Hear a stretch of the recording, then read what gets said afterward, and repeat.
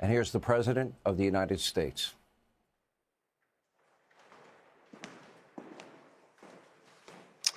Thank you very much. My fellow Americans, good evening. Let me begin by congratulating the team at NASA and our brave astronauts on the successful launch of Artemis II. It was quite something. It will be traveling further than any manned rocket has ever flown and will very substantially pass the moon, go around it, and come back home from a distance that has never been done before. It's amazing. They are on the way, and God bless them. These are brave people. We want to God bless those 4 unbelievable astronauts.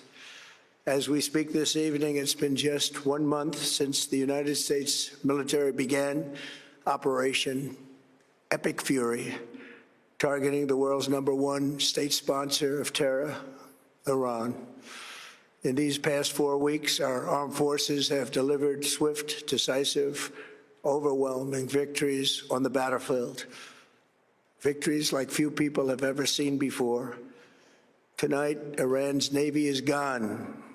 Their Air Force is in ruins.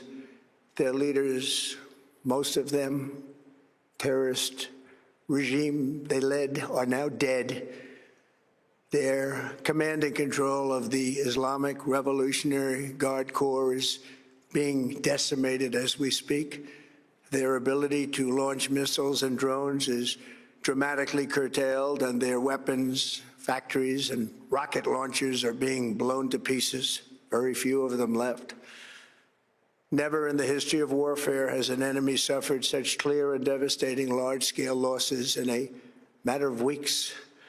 Our enemies are losing, and America, as it has been for 5 years under my presidency, is winning, and now winning bigger than ever before. Before discussing this current situation, I also want to thank our troops for the masterful job they did in taking the country of Venezuela in a matter of minutes. That hit was quick, lethal, violent, and respected by everyone all over the world. After rebuilding our military during my first term, we have by far the strongest military anywhere in the world. And now we're working along with Venezuela and are, in a true sense, joint venture partners. We're getting along incredibly well in the production and sale of massive amounts of oil and gas, the second largest reserves on Earth after the United States of America. We're now totally independent of the Middle East, and yet we are there to help. We don't have to be there. We don't need their oil. We don't need anything they have, but we're there to help our allies. Tonight, I want to provide an update on the tremendous progress our warriors have made in Iran and discuss why Operation Epic Fury is necessary for the safety of America and the security of the free world. From the very first day I announced my campaign for president in 2015, I have vowed that I would never allow Iran to have a nuclear weapon. This fanatical regime has been chanting death to America, death to Israel for 47 years. Their proxies were behind the murder of 241 Americans in the Marine barracks bombing in Beirut, the slaughter of hundreds of our service members with roadside bombs. They were involved in the attack on the USS Cole, and they carried out the countless other heinous acts, including the just horrible, bloody atrocities of October 7th in Israel, something that most people have never seen anything like it. This murderous regime also recently killed 45,000 of their own people who were protesting in Iran. 45,000 dead. For these terrorists to have nuclear weapons would be an intolerable threat. The most violent and thuggish regime on earth would be free to carry out their campaigns of terror, coercion, conquest, and mass murder from behind a nuclear shield. I will never let that happen, and neither should any of our past presidents. This situation has been going on for 47 years and should have been handled long before I arrived in office. I did many things during my 2 terms in office to stop the quest for nuclear weapons by Iran first, and perhaps most importantly, I killed General Qasem Soleimani in my first term. He was an evil genius, brilliant person, a horrible human being, however, the father of the roadside bomb, and he lived just horrible what he did. Iran would have been perhaps in far better, stronger position. Had he lived, we would have had probably a different conversation tonight. But you know what? We'd still be winning and winning big. And then very importantly, I terminated Barack Hussein Obama's Iran nuclear deal, a disaster. Obama gave them $1.7 billion in cash, green cash, took it out of banks from Virginia, D.C., and Maryland, all the cash they had. He flew it by airplanes in an attempt to buy their respect and loyalty, but it didn't work. They laughed at our president and went on with their mission to have a nuclear bomb. His Iran deal would have led to a colossal arsenal of massive nuclear weapons for Iran, and they would have had them years ago, and they would have used them. It would have been a different world. There would have been no Middle East and no Israel right now, in my opinion, the opinion of a lot of great experts, had I not terminated that terrible deal. And I was so honored to do it. I was so proud to do it. It was so bad right from the beginning. Essentially, I did what no other president was willing to do. They made mistakes, and I am correcting them. My first preference was always the path of diplomacy, yet the regime continued their relentless quest for nuclear weapons and rejected every attempt at an agreement. For this reason, in June, I ordered a strike on Iran's key nuclear facilities, an Operation Midnight Hammer. Nobody's ever seen anything like it. Those beautiful B-2 bombers performed magnificently. We totally obliterated those nuclear sites. The regime then sought to rebuild their nuclear program at a totally different location, making clear they had no intention of abandoning their pursuit of nuclear weapons. They were also rapidly building a vast stockpile of conventional ballistic missiles and would soon have had missiles that could reach the American homeland, Europe, and virtually any other place on Earth. Iran's strategy was so obvious. They wanted to produce as many missiles as possible, and they did, with the longest range possible, and they had some weapons that nobody believed they had. We just learned that out. We took them out. We took them all out so that no one would really dare stop them. And their race for a nuclear bomb, a nuclear weapon like nobody's ever seen before. They were right at the doorstep. For years, everyone has said that Iran cannot have nuclear weapons, but in the end, those are just words if you're not willing to take action when the time comes. As I stated in my announcement of Operation Epic Fury, our objectives are very simple and clear. We are systematically dismantling the regime's ability to threaten America or project power outside of their borders.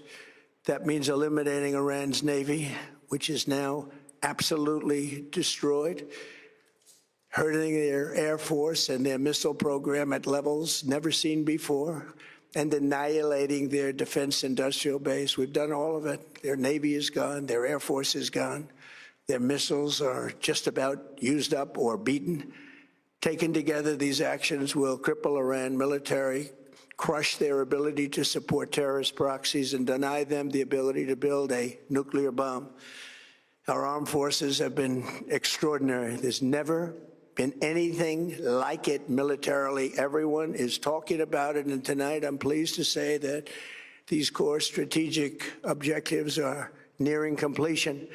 As we celebrate this progress, we think especially of the 13 American warriors who have laid down their lives in this fight to prevent our children from ever having to face a nuclear Iran.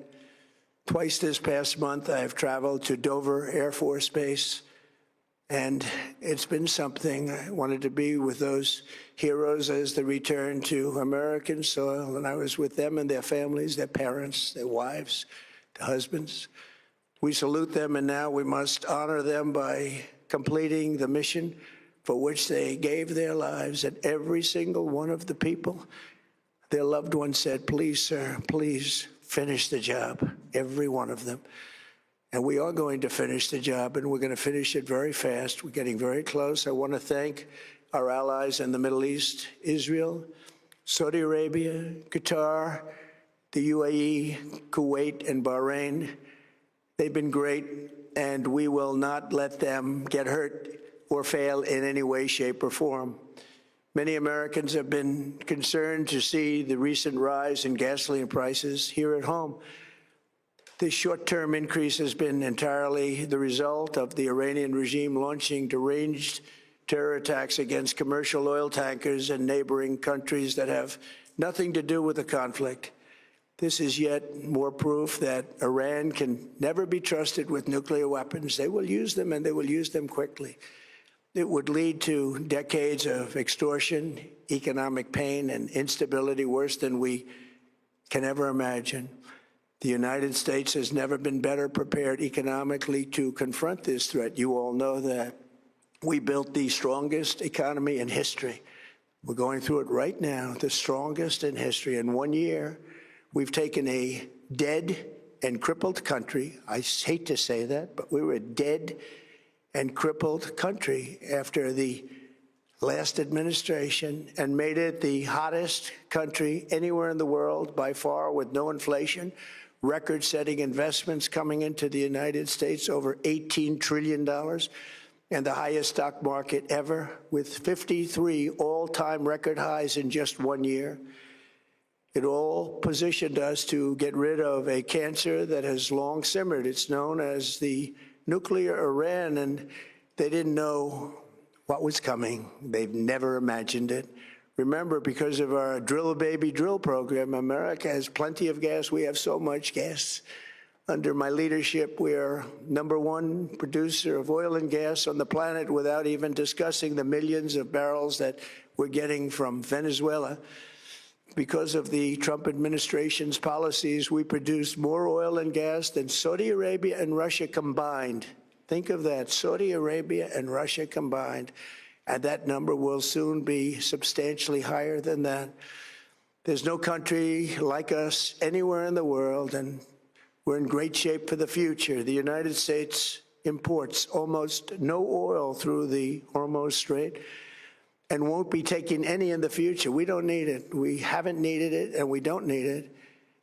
We've beaten and completely decimated Iran. They are decimated, both militarily and economically and in every other way. And the countries of the world that do receive oil through the Hormuz Strait must take care of that passage. They must cherish it. They must grab it and cherish it. They can do it easily.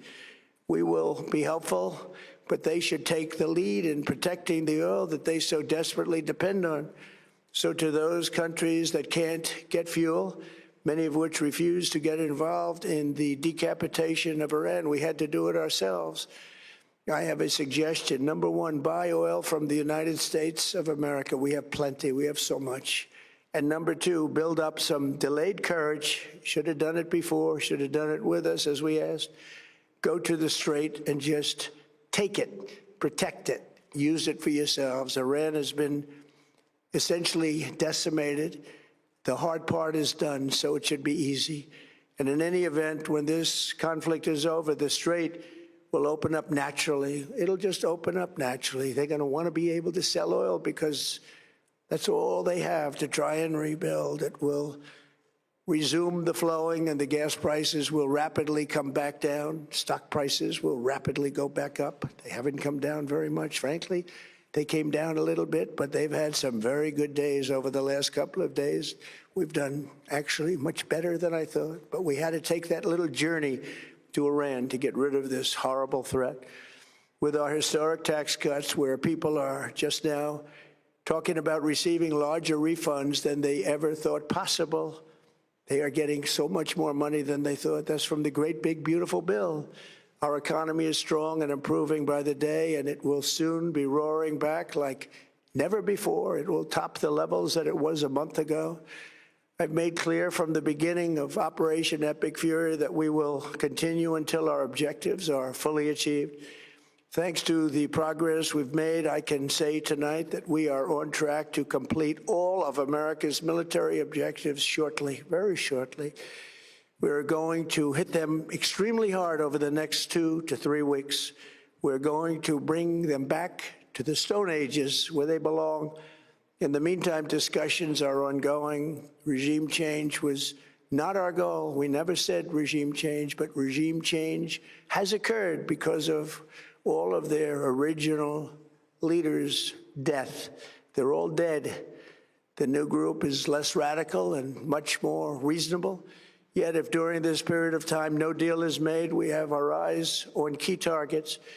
If there is no deal, we are going to hit each and every one of their electric generating plants very hard and probably simultaneously. We have not hit their oil, even though that's the easiest target of all, because it would not give them even a small chance of survival or rebuilding.